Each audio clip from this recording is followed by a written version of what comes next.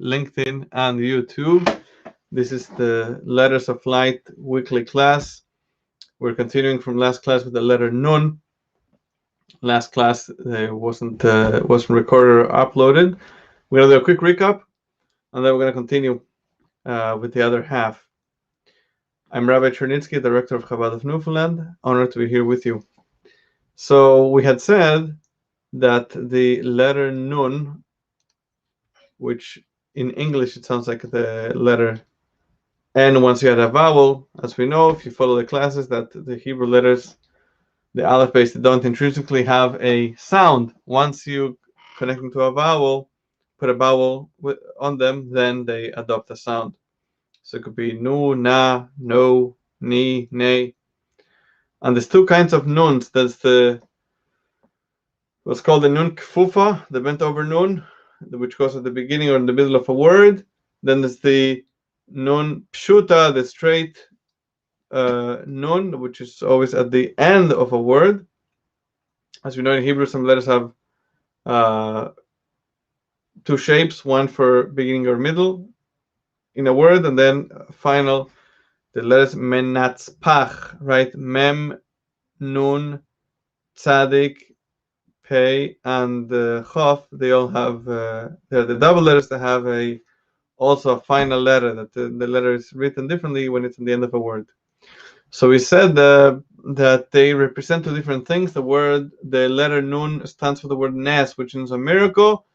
And the two types of miracles, you have miracle like the nun kefufa, which is a small miracle, the nun that's bent. And there's also a big miracle, the nun pshuta, the straight nun that goes past the baseline, representing that it goes beyond the laws of nature. It's a big miracle. We said even just to spell out the letter nun, you have to write two nuns. And the way to draw down the miracles into our lives, into the world, is through the nun, through also the neshama, the soul that starts with the letter nun. Just going through this quickly. We said that a miracle means to lift up, like we find in Isaiah, in Yeshayahu, that chapter 29, it says Arim Nisi, which means I will hoist my banner, right? You have a flag that could be seen from far wide. It's put on top of the mountain, and that's because a miracle, something that's beyond nature, and the objective of the miracle is to elevate nature.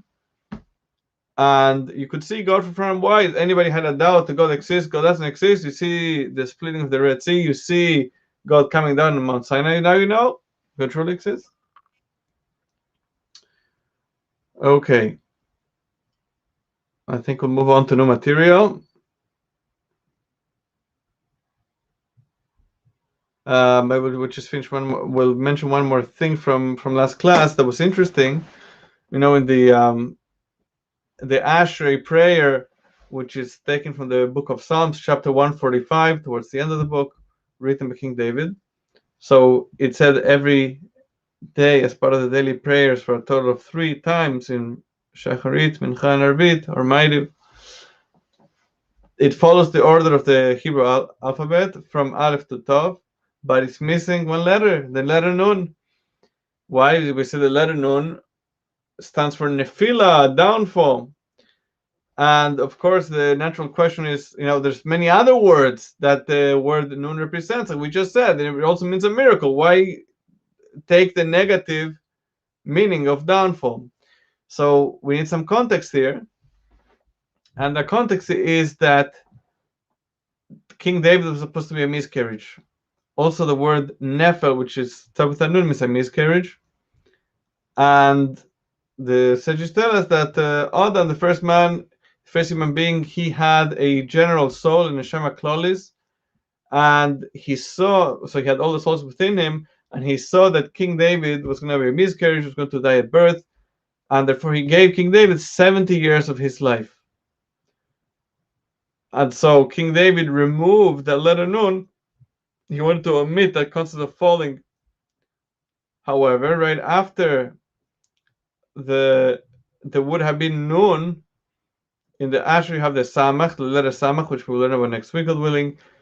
And it says in the Ashrei, Somech Noflim, the Samech is how Hashem supports those who have fallen. And that's why the Nun was skipped.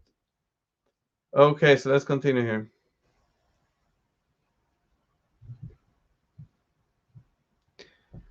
Okay, so this is connected to last week's Parshas Ve'es Hanan or Ve'et Hanan, that Moses prayed to God, asking to let him into the land of Israel. He prayed 515 times. How do we know? Because that's the numerical value of the word Ve'es Hanan. Okay, you take the gematria, the numerical value of every letter, you can end up with 515, which the word Ve'es Hanan in English means, and he pleaded, which is the total amount of times that Moses pleaded with Hashem to let him to the land of Israel after God had decreed he isn't going in. Yeshua is going to take the Jews in, but not Moses. So the Lubavitcher explains that though Hashem had told him to stop, it must be that Moshe Rabbeinu Moses continued to pray past the 515 times. As the Talmud tells us that whatever the host tells you to do when you're a guest, you should do whatever he tells you. Chutz mitzei, except for go out. If your host kicks you out, don't listen to him.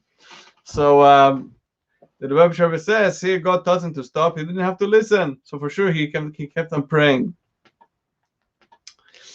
And perhaps this is hinted in the fact that Ve'es Hanan has a long nun, the final nun at the end, to show that he continued. That's one of the things that we said in the last class. The long nun is bringing something down into our reality, bringing the miracle into the world. The big miracle.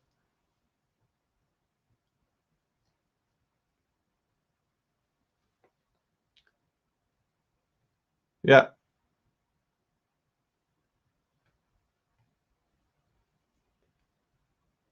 The numerical value of nun, the gematria is 50, 50. And 50 is an interesting number. Other people are familiar with the number 7 in Judaism, maybe even number 8. 7 represents within nature a cycle. The week has 7 days. 8 is beyond nature, beyond the cycle. 50 is similar in that sense. 50 represents the beyond nature. Moshe Rabbeinu Moses was buried in Har Nevo, the mountain called Nevo.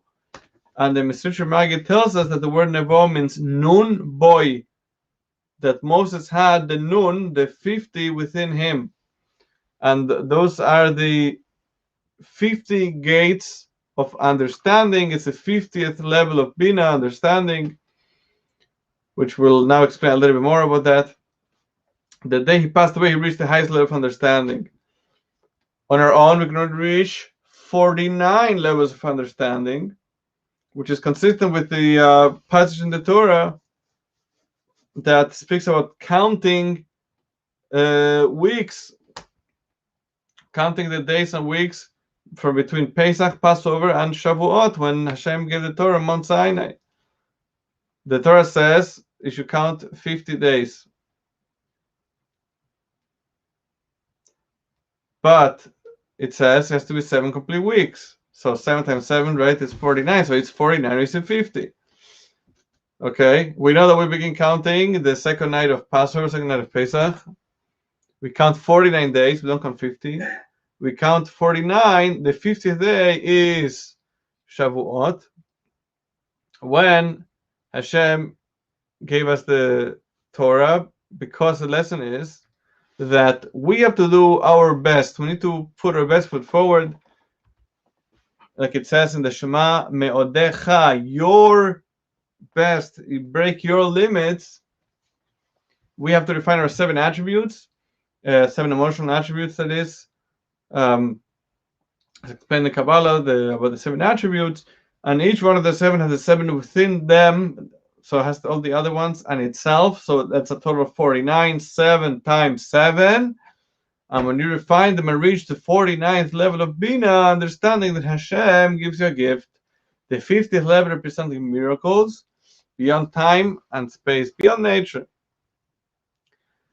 Talking about miracles is a very, very nice story.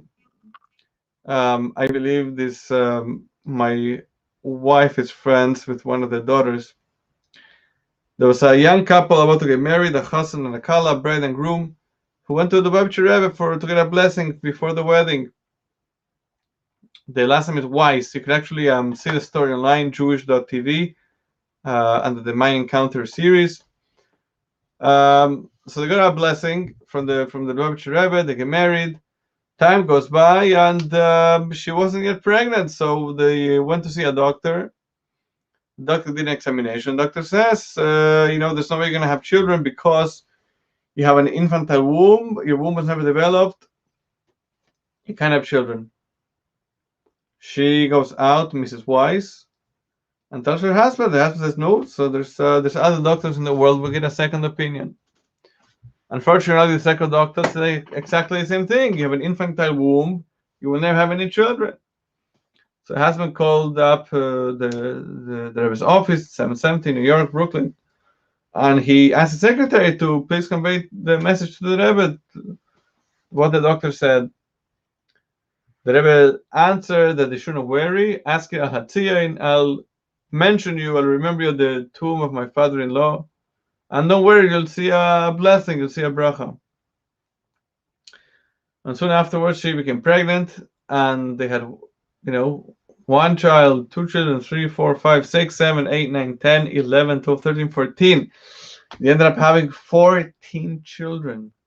Can you believe it? The doctor said they couldn't do it. They couldn't have any. They had ended up having 14 beautiful, healthy, gesund children, should live and be well. And the husband tells over the story, and he says, as the years go by, you have to go back to the doctor, make sure everything's okay. So Mrs. Weiss goes for a checkup, a different doctor. And he says, Oivei, I see you have an infantile womb, and then as an Orthodox religious woman, this must be very difficult for you. It means you don't have any children. And she says she kept a straight face. She didn't say anything. And she walked out of the office. And she told her husband what happened. They had a good laugh. And she says, how do you think it's possible that, with an infantile womb, we were able to have these children? The husband says, of course, the Rebbe gave you a bracha, the Rebbe gave you a blessing, and that's what it is. The bent over nun means nefila, falling, which is a concept of a miscarriage, right? That according to nature, there's no way they could have a child. But you bring the long nun, the long pshuta, that goes into a dark place, a place that says that things are no good, the opposite. And